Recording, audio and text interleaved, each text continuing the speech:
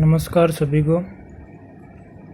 आज की क्लास है AHDP फर्स्ट ईयर के लिए एनाटॉमी का चैप्टर है रेस्पिरेटरी सिस्टम। रेस्पिरेटरी सिस्टम का मतलब है श्वसन तंत्र। श्वसन तंत्र को दो भाग में डिवाइड कर रखा है। एक भाग है URT और दूसरा भाग है LRT। URT का मतलब होता है अपर रेस्पिरेटरी ट्रैक्ट और LRT का मतलब होता है लोअर रेस्पिरेटरी ट्रैक्ट। पहले तो यही चीज़ पता होनी चाहिए कि रेस्पिरेटरी सिस्टम यानी श्वसन तंत्र के अंग कौन कौन से हैं। उसके बाद ही आप पता लगा पाओगे कि URT भाग कौन सा है और LRT भाग कौन सा है श्वसन तंत्र का। तो इसके लिए यहाँ पर मैंने चित्र बना रखा है और समझा दूँ। पहला भाग है श्वसन तंत्र का, वो है नोस्ट्रिल। नोस्ट्रिल का मतलब है नासा छिद्र। उसके बाद है जस्ट आगे वेस्टिब्यूल। वेस्टिब्यूल वो भाग जहाँ पर हड्डी नहीं मिलती, नाक का वो भाग जहाँ पर हड्डी नहीं पाई जाती है, सॉफ्ट भाग होता है, उसको बोलते हैं वेस्टिब्यूल। उसके बाद आती है नेजल कैविटी। नेजल कैविटी का मतलब है नासागुआ। ये दो हड्डियों से बनी होती है, एक होती है इंटरमोइड बोन और दूसरी होती है ओमार बोन। इन दोनों से मिलकर नेजल कैविटी बनती है। उसके बाद श्वसन तंत्र का अगला अंग है लेरिंग्स। लेरिंग्स के बाद आता है ट्रेकिया। ट्रेकिया के बाद आता है ब्रोंकस। ब्रोंकस चार शाखाओं में बटे होते हैं। पहली शाखा को बोलते हैं प्राइमरी, दूसरी को सेकेंडरी और अगली को फिर टर्सरी और उसके बाद लास्ट को बोलते हैं टर्मिनल ब्रोंकस। तो ये टर्मिनल ब्रोंकस से लेकर नोस्ट्रिल तक का जो भाग होता है ये URT कहलाता है। URT का मतलब है अपर रेस्पिरेटरी ट्रैक्ट। इस नोस्ट्रिल से लेकर टर्मिनल ब्रोंकस तक गैसों का आदान प्रदान नहीं होता। गैस केवल ली जाती है बॉडी के अंदर, नहीं कि गैस विनिमय होता है। इस क्षेत्र को बोलते हैं URT। और इसका दूसरा नाम होता है रेस्पिरेटरी जोन, मतलब श्वसन क्षेत्र। केवल श्वसन क्षेत्र है, श्वसन विनिमय क्षेत्र नहीं है। विनिमय क्षेत्र फिर नीचे का, जैसे मान लो। फिर अगला LRT आता है। LRT है वो है टर्मिनल ब्रोंक्योस और ब्रोंक्योल एल्यूलर डक्ट, ये रही एल्यूलर डक्ट। उसके बाद है एल्यूलाई। ये क्षेत्र कहलाता है LRT, लोअर रेस्पिरेटरी ट्रैक्ट। और लंग्स भी आते हैं इसी में। तो इसके अंदर क्या होता है, गैस का आदान प्रदान होता है, मतलब गैस एक्सचेंज होती है बॉडी।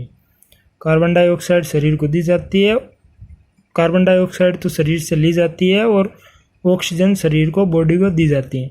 इसको कंडक्टिव जोन भी बोलते हैं LRT को, मतलब विनिमय क्षेत्र। जहाँ पर गैस का आदान प्रदान हो उसको कंडक्टिव जोन बोलते हैं, विनिमय क्षेत्र बोलते हैं। अब है श्वसन तंत्र का पहला भाग अपना नोस्ट्रिल। नोस्ट्रिल को दो भाग में डिवाइड कर रखा है। एक होता है एक्सटर्नल नेजलिस और दूसरा होता है इंटरनल नेजलिस। एक्सटर्नल नेजलिस के अंदर तो आती है वेस्टिब्यूल। वेस्टिब्यूल वो नाक का वो भाग जहाँ पर हड्डी नहीं मिलती। और इंटरनल नेजलिस के अंदर आती है फेरिंग्स, लेरिंग्स और इपिग्लोटिस। इपिग्लोटिस है वो लेरिंग्स का ही भाग है। अब देखो, नोस्ट्रिल है वो सब पशुओं के अंदर अलग अलग शेप का होता है। जैसे मान लो गाय और भैंस और कुत्ते के अंदर नोस्ट्रिल है वो कोमा शेप होता है। बाकी पिग के अंदर तो नोस्ट्रिल मिलते ही नहीं है, इसकी जगह सूंड मिलती है, उसकी स्नाउट मिलती है। और पोल्ट्री के अंदर जो नोस्ट्रिल होते हैं, नासा छिद्र होते हैं, ये नेजल कैविटी के ऊपर होते हैं, क्योंकि पोल्ट्री में चोंच मिलती है, नोस्ट्रिल नहीं होते हैं। तो वहाँ पर ये नोस्ट्रिल है, नासा छिद्र है, ये नेजल कैविटी के ऊपर मिलेगा। उसके बाद अपना भाग आता है नेजल कैविटी। नेजल कैविटी का मतलब है नासागुआ। इसमें एक नर्व मिलती है जिसको ओल्फैक्टरी नर्व कहते हैं, जो गंध का पहचान करती है। मतलब गंध कैसी है उसका पहचान करने के लिए नेजल कैविटी के अंदर ओल्फैक्टरी नर्व मिलती है, ये गंध का पहचान करती है। उसके बाद अपना अगला भाग है नोस्ट्रिल का, वो है इंटरनल नेजलिस। इंटरनल नेजलिस के अंदर मैंने पहले बताया था कि 3 चीज़ मिलती है, फेरिंग्स, लेरिंग्स और इपिग्लोटिस। इपिग्लोटिस है ये लेरिंग्स का ही भाग है। लेरिंग्स में 4 तरह की उपास्थि मिलती है, तो वो चौथी उपास्थि है वो इपिग्लोटिस ही है। तो ये एक तरह से लेरिंग्स का ही भाग हो गया। और फेरिंग्स यह तो श्वसन तंत्र और पाचन तंत्र दोनों का कॉमन अंग है ही। लेरिंग्स को बोलते हैं वोकल कॉर्ड। वोकल कॉर्ड का मतलब है स्वर यंत्र, जहाँ से ध्वनि होती है। पक्षियों में इसको सेरिंग्स बोलते हैं और बाकी एनिमल में वोकल कॉर्ड या स्वर यंत्र या लेरिंग्स बोलते हैं। उसके बाद ये फिर है लेरिंग्स डिटेल में। लेरिंग्स को अगला भाग है अपना इसी का इंटरनल नेजलस में 3 चीज़ है, इपिग्लोटिस, फेरिंग्स और लेरिंग्स। फेरिंग्स तो ये पाचन तंत्र में पढ़ा दिया था और अब है ये लेरिंग्स। तो अब लेरिंग्स को डिटेल में बता रहा हूँ। इसको वॉइस बॉक्स भी बोलते हैं। वॉइस का मतलब है आवाज़ उत्पन्न करने वाला बॉक्स या कॉर्ड या यंत्र, कुछ भी बोल। इस लेरिंग्स की ओपनिंग को तुल्ला या ग्लोटिस कहते हैं। तुल्ला या ग्लोटिस जो मैंने बता दिया इपिग्लोटिस है, वही ही कहलाता है ग्लोटिस या तुल्ला। इसकी ओपनिंग है लेरिंग्स, वो इपिग्लोटिस ही है। आवाज़ उत्पन्न करने का मुख्य अंग है लेरिंग्स। इसके बाद है इस लेरिंग्स में 4 तरह की उपास्थि मिलती हैं। 4 तरह की उपास्थि कौन सी है? संख्या में तो 5 मिलती है, लेकिन प्रकार है, टाइप है, वो 4 टाइप है इसके। पहला टाइप है वो है क्रिकोइड कार्टिलेज। कार्टिलेज का मतलब होता है उपास्थि, क्रिकोइड तो नाम ही है उपास्थि का। थायराइड उपास्थि, अरेक्नोइड उपास्थि और इपिग्लोटिस। इसमें जो सबसे बड़ी उपास्थि होती है वो होती है थायराइड उपास्थि और सबसे छोटी होती है वो इपिग्लोटिस। क्रिकोइड कार्टिलेज है, ये संख्या में 1 मिलता है। थायराइड भी 1 ही है, लेकिन अरेक्नोइड उपास्थि है, ये संख्या में 2 मिलती है लेरिंग्स में। और इपिग्लोटिस 1 ही है। इसका नेचर का मतलब है प्रकृति। इन उपास्थियों की प्रकृति क्या है? तो पहली क्रिकोइड कार्टिलेज का जो नेचर है वो है हाइलिन उपास्थि। हाइलिन का मतलब है कठोर उपास्थि है ये। और थायराइड ये भी हाइलिन है और अरेक्नोइड ये भी हाइलिन नेचर की उपास्थि है। लास्ट इपिग्लोटिस है, ये इलास्टिन है। इलास्टिन का मतलब है लचीली उपास्थि। उसके बाद आती है कि इनका शेप क्या है। तो क्रिकोइड कार्टिलेज का जो शेप होता है वो होता है सिग्नेट रिंग। सिग्नेट रिंग का मतलब होता है जो अपन अंगूठी पहनते हैं ना हाथ में, उसकी शेप की होती है। और थायराइड उपास्थि है, उसकी शेप होती है शील्ड शेप। और अरेक्नोइड उपास्थि की जो शेप है वो है पिरामिड शेप। जिस तरह से पिरामिड होता है उसी शेप का अरेक्नोइड उपास्थि होती है लेरिंग्स में। इपिग्लोटिस इसकी शेप होती है टीन प्लेट। टीन प्लेट का मतलब है पतली प्लेट नुमा संरचना होती है। उसके बाद है एक थायराइड कार्टिलेज में उपास्थि में एक विशेष नुमा उभार मिलता है। ये केवल ह्यूमन में ही मिलता है, मनुष्य के अंदर मिलता है, जिसको बोलते हैं एडम ऑफ एप्पल। अपने गले के बीच में जो उभरा हुआ भाग होता है ना, ये एडम ऑफ एप्पल कहलाता है। यहाँ थायराइड उपास्थि होती है और इसी पर एक एक्स्ट्रा संरचना मिलती है जिसको एडम ऑफ एप्पल बोलते हैं। ये केवल ह्यूमन में मिलती है। उसके बाद है कि हॉर्स और डॉग की जो लेरिंग्स है उसके अंदर जो कार्टिलेज मिलती है, उपास्थि मिलती है लेरिंग्स में, वो संख्या के अंदर प्रकार तो उसका 6 प्रकार की मिलती है और संख्या में 7 मिलती है। बाकी नॉर्मली मिलती है संख्या में वो तो मिलती है 5 और प्रकार मिलती है वो 4 मिलती है। लेकिन डॉग और हॉर्स के अंदर इसकी उपास्थियाँ वो अलग अलग है। जैसे क्रिकोइड 1 है, थायराइड 1 है, अरेक्नोइड 2 है, इपिग्लोटिस 1 है और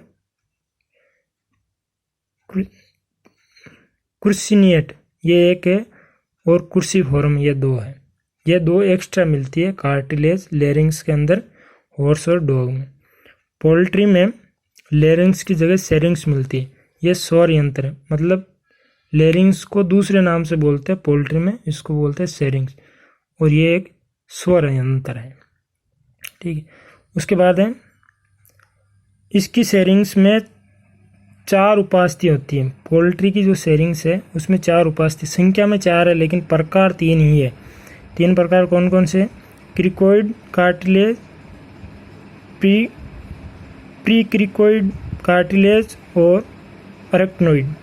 ये है, संख्या में अरेक्नोइड 2 है, बाकी ये दोनों एक एक है। एपिग्लोटिस है, इसके अंदर एब्सेंट होता है। ये जो 4 नंबर की थी ना एपिग्लोटिस कार्टिलेज, ये एब्सेंट होती है पोल्ट्री में। एपिग्लोटिस नहीं होता है, absent of epiglottis in bird, पक्षियों के अंदर एपिग्लोटिस नहीं मिलता। उसके बाद एक और संरचना मिलती है एयर कोश। एयर कोश का मतलब है वायु कोश। ये केवल पक्षियों में मिलती है। ये लगभग संख्या में 8 मिलते हैं, 8 संख्या में मिलते हैं। पहला है, एक मिलता है सर्वाइकल भाग में, दूसरा जो वायु कोश है वो मिलता है क्लेविकल भाग में, तीसरा मिलता है क्रेनियल थोरेसिक भाग में, और उसके बाद 2 और मिलते हैं कोडियल थोरेक्स भाग में और 2 एब्डोमिनल में। मतलब ये कुल मिलाकर 8 वायु कोश है वो पोल्ट्री में पाए जाते हैं।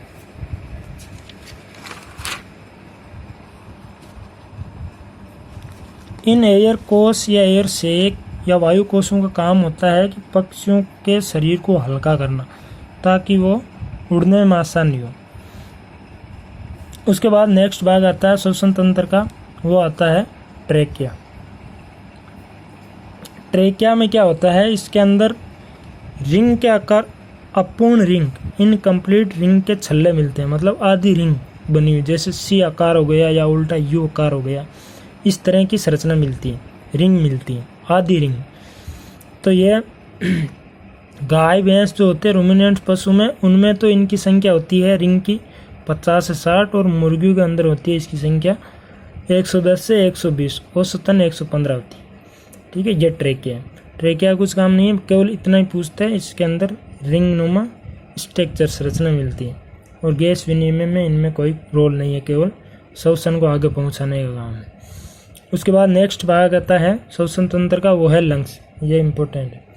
लंग्स 2 होते हैं, पहली चीज़ तो यही बताऊँगी। एक होता है राइट और एक होता है लेफ्ट।